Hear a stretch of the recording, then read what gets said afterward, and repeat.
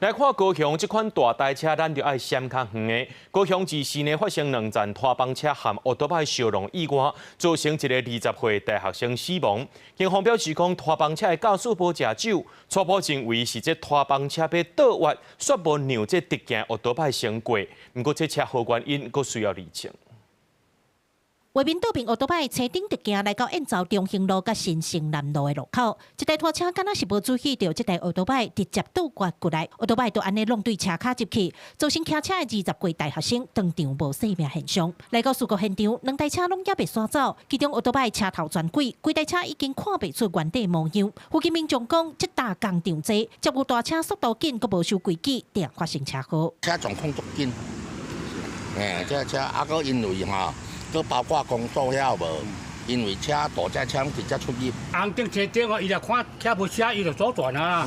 所以意外拢安尼发生的嘛？算唔知啊。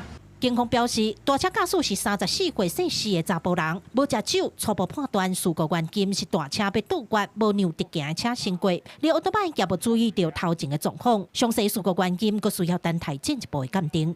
汽车驾驶人转弯未礼让直行车者，处新台币600元以上1800元以下罚款，对其自单举发，并依刑法第276条过失致死罪嫌进行侦办。伫较前2次也有奥多拜甲大车相撞的意外，35岁姓潘的查甫人骑车伫新隆路直行，当着拖车要正滑，不过拖车驾驶疑似无看到奥多拜伫边仔，虽然奥多拜急动，不过也是去互大车撞到，加在人干那刺伤。警方表示，双方拢无食酒，初步判定是大车驾驶无让直行的车造成的。初步研判为一饮车驾驶庄姓男子转弯车未让直行车导致肇事。详细肇事原因仍待进一步厘清。大车死角济，撞到大车一定爱特别注意。警方提醒民众驶车骑车来到路口一定爱减速，尤其转弯的车爱让直行先过，才会当确保安全。记者柯家族副教用高永昌报道。